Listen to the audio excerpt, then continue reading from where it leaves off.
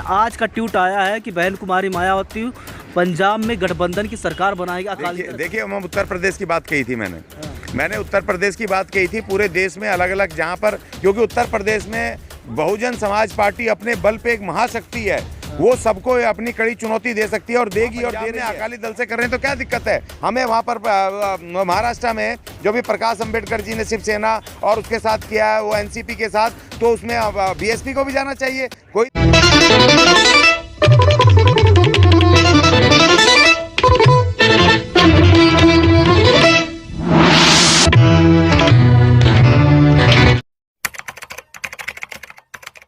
पूरे देश में रामचरितमानस पे आलोचना हो रहा है। अखिलेश यादव, तेजस्वी यादव, सभी लोग इसका विरोध कर रहे हैं। इस वक्त बहन कुमारी मायावती ने उनका उल्टा जवाब दिया और बोला है कि SC ST OBC को शूद्र ना करके अपमान मत करो। तो आप क्या कहना चाहते हैं इससे? देखिए शूद्र और ये सब बोल करके तो वो मनुवादी हमारा अपमान कर रहे हैं और वो चाहते हैं कि आप शूद्र बन जाएं, दोबारा से शूद्र बने, अछूत बने दोबारा से।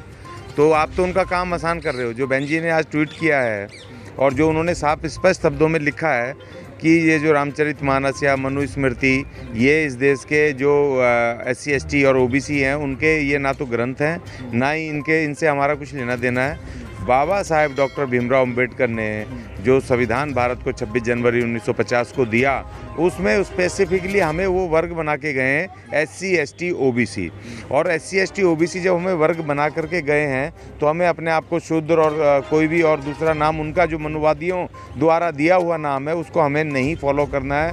क्योंकि एक तरह से हम उन्हीं के शब्दों को कि हम मान रहे हैं अपने आप को, जो कहा ठीक है वो शूद्र कह रहे हैं, उसका हमें विरोध तो करना है कि भाई ये आप गलत कह रहे हो। आज हम भारत के नागरिक हैं। भारत के संविधान में जो पहली लाइन बाबा साहब लिख के गए, we the people of India, उसमें हम भारत के नागरिक हैं और अलग वर्ग हैं हम यहाँ पर। लेकिन सर मैं यहीं पर आपको रोकता हूँ। OBC समाज अपने आप को शूद्र भी नहीं मानता है, ना OBC मानता है। वो अपने आप को कट्टर हिंदू मानता है। तो किस प्रकार से लोगों को समझाएंगे?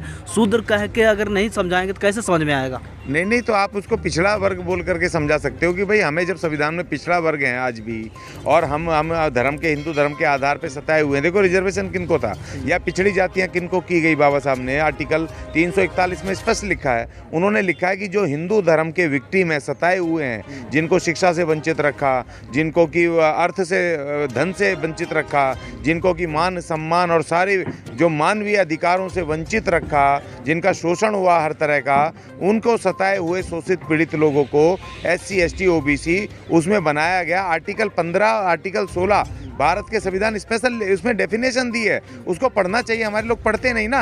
हिंदू धर्म के विक्टिमों को भारत के संविधान ने पिछली जातियां मान के स्पेशल उनको, चाहे वो पिछली जातियां हों, शूद्र जो अपने आप कह रहे हैं, चाहे वो अनटचेबल्स हों, जो SC STs हैं, तो इनको अलग से उन्होंने डेफिनेशन तय की है। उस डेफिनेशन को मानते हुए उन्होंने हमें भारत का नागरिक बनाया है और इनको आदेश दिया है कि जब तक शैक्षणिक और आर्थिक रूप से इनको SC ST OBC को आप रिजर्वेशन देके, स्पेशल कैटेगरी इनको योजनाएं ला करके, शिक्षा में, रोजगार में, जब तक समाज की मुख्य धारा के बराबर ना लाओ, मुख्य धारा से ना जोड़ दो इनको बराबर इक्वल करके, तब तक आप ये रिजर्वेशन जारी रखेंगे, ये कैटेगरीज रहेंगी। और जिस दिन ये बराबर हो गए, सब एक हो गए, आर्टिकल 14 विधि के समक्ष ये बराबर हो गए, अर्थ से, हर चीज़ से, शिक्षा से, तो उसके बाद ये अपने आप कैटेगरी खत्म हो जाएंगी, रिजर्वेशन अपने आप खत्म हो जाएंगे। फिर प्योरली हम, इसलिए हमें संविधान को फॉलो करना है, हमें और किसी तरफ जाना ही नहीं है, किसको देखना ही नहीं है। आप कह रहे हैं कि OBC समाज पे शोषण होता है, अत्याचार होता है, उनके हक अधिकार मारे जा रहे हैं, लेकिन उनको अपने हक अधिकार पे नहीं, वो तो धर्म के पीछे पड़े हुए हैं, अपने धर्म बचाने के चक्कर में हिंदू बने पड़े हैं। तो उनको कैसा फिक्र है इन चीज़ों से? देखिए जो पुराने हमारे चाहे वो, अब ये मैं आपको दिखाता हूँ, हमारे महात्मा फूले जी, ये है किसान का कौड़ा। ये किताब का प्रचार नहीं हुआ। किसान, ये जो OBC समाज है, जो पिछड़ा वर्ग है, जो अपने आप को शूद्र कह रहा है, वो किसान है। किस तरह से शोषण करते थे किसान के, देखिए जो प्रचार होने चाहिए थे हमारे, जो लड़ा उसमें OBC समाज से जो हमारे आए महात्मा फूले, उनके जो विचार का, उनकी जो इनके बीच में जो प्रचार होना चाहिए था वो नहीं हुआ। दूसरा, जो छोटू राम जी थे, जो डॉक्टर सर छोटू राम जी, जिन्होंने कि इनको असली OBC समाज की ज़मीनें छुड़वाई, उन्होंने अंग्रेजी उससे सरकार से लड़के, और उन्होंने इनकी ज़मीनें इन हिंदूवादियों से छुड़वा करके उनको शक्ति दी, ज़मीनें उनकी वापस करवाई। और उसके बाद बाबा साहब के संविधान से ज़मीनों के साथ साथ इनको जब ये नौकरियां मिली सरकारी, तो इनका आर्थिक और जो ढांचा था वो थी मजबूत हुआ। तो आज की जो जनरेशन है, लेकिन मानते कहाँ सर, मानते नहीं है सर। उसका कारण, अरे भाई उसका कारण बता रहा हूँ ना, क्योंकि देखिए जो संविधान से नौकरियां मिली, जमीनें मिली, उसकी वजह से जो इनकी आर्थिक मजबूती हो गई, तो इनके अंदर धार्मिक प्रचार तो चले, संविधान का प्रचार नहीं चला। जिस संविधान को, और ये चालाकी करी भारत की सरकारों ने, क्योंकि भारत के संविधान को एकेडमिक शिक्षा में, उसमें एजुकेशन में शामिल करना चाहिए था। उनको पहली क्लास से लेकर के और 10वीं 12वीं तक लगातार उसका एक सिलेबस होना चाहिए, एक सब्जेक्ट होना चाहिए था। उसको सब्जेक्ट को जब तक पास नहीं करेंगे, जब तक कोई माना नहीं जाएगा। मैं संविधान का प्रचार करता हूँ पूरे देश में, और अच्छे पढ़े लिखे ऑफिसरों से जब मैं पूछता हूँ कि भाई तुमने संविधान पढ़ा है, प्रेम्बल में क्या लिखा है, उनको नहीं पता।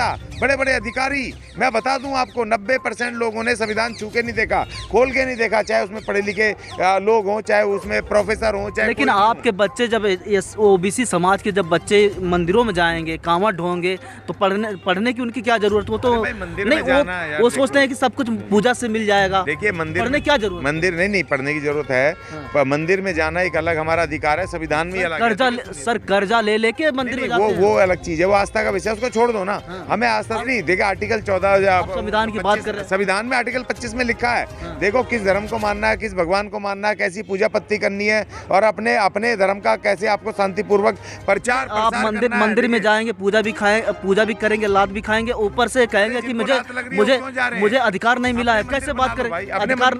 अरे अपने मंदिर बना लो ना। अपने क्यों नहीं, अपने मंदिरों में क्यों नहीं जाते?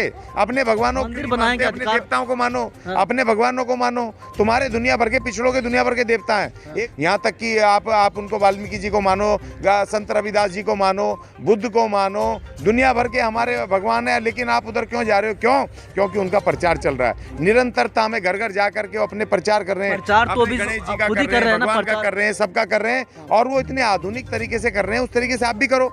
वो अपने धर्म में तड़का लगाते हैं, वो नई धुन लेकर के आते हैं, नए गाने ला रहे हैं, नए साधु साध्वी ला रहे हैं, तो अट्रैक्शन पैदा हो रहा है। आप देखो 26 साल का छोकरा वो बना दिया उन्होंने, संत और सारे जा रहे हैं, तो आप ऐसा अट्रैक्शन नहीं पैदा कर पा रहे, आपकी गलती है। देखिए आस्था के ऊपर कोई भी बात नहीं करनी चाहिए, संविधान में आर्टिकल 25 का हुआ है, लेकिन मैं अपने लोगों को कह रहा हूँ, अपने जो पूजा करने से नौकरी मिलेगी? अरे पूजा करना एक आस्था का मामला है, लेकिन आप संविधान से जो आपका बजट है, आपका रोजगार है, रिजर्वेशन है, उसको क्यों खोते हो?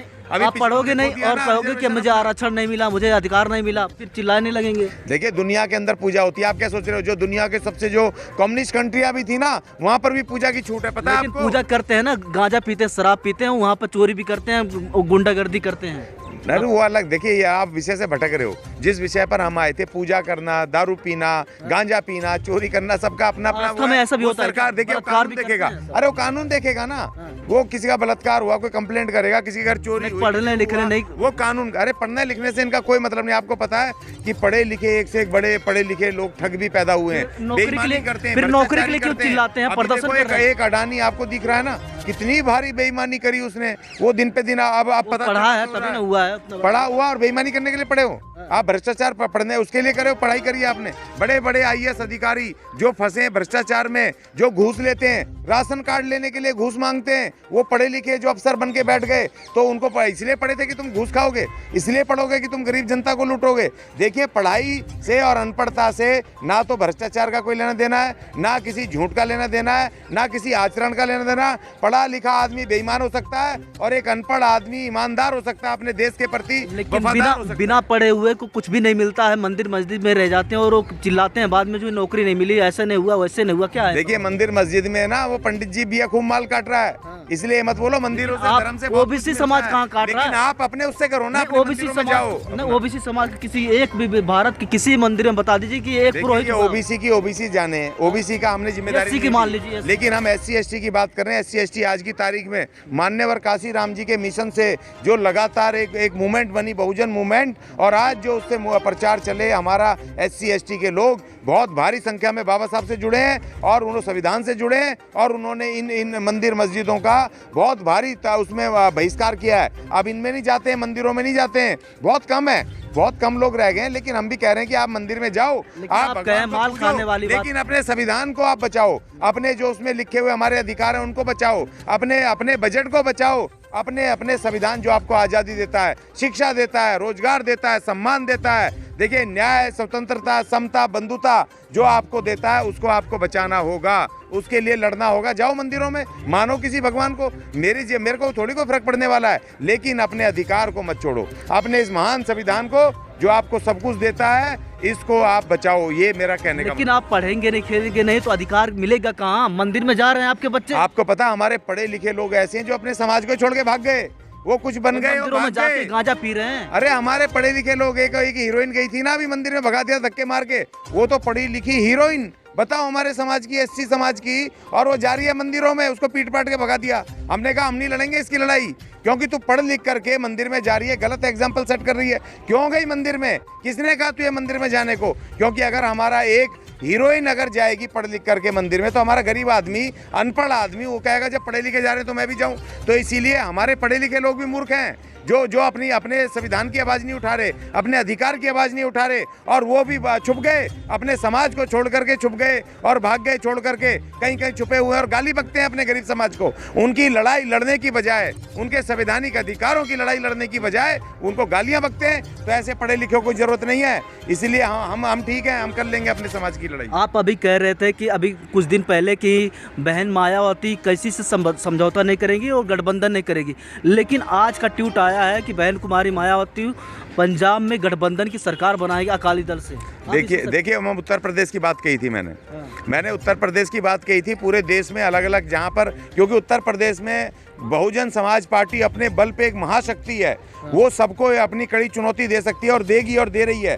और 12 तारीख से जो मूवमेंट शुरू होना है, उसके लिए जब बहन जी पूरे देश में निकल रही है, तो हमें 272 सीटें करने के लिए दूसरे राज्यों में जहाँ कमज़ोर हैं, वहाँ पर हमें दूसरे दलों के साथ जो वहाँ ताकत में है और समान विचारधारा के हैं, जो संविधान को बचाना चाहते हैं, उनके साथ हम गठबंधन कर रहे हैं तो क्या दिक्कत है? वहाँ पंजाब में अकाली दल से कर रहे हैं तो क्या दिक्कत है? हमें वहाँ पर महाराष्ट्र में जो भी प्रकाश अम्बेडकर जी ने शिवसेना और उसके साथ किया है, वो एनसीपी के साथ, तो उसमें बीएसपी को भी जाना चाहिए, कोई दिक्कत नहीं है। क्योंकि सबकी सीटें जितनी आएंगी, हमें 272 सीटें चाहिए, अपना दलित प्रधानमंत्री बनाना है, बहन जी को प्रधानमंत्री बनाना है। तो हम उत्तर प्रदेश में, लेकिन हम सक्षम है, हम खुद लड़ेंगे अपने बल पे और 50 से 60 सीटें जीतेंगे और बनेगी बहन जी प्रधानमंत्री।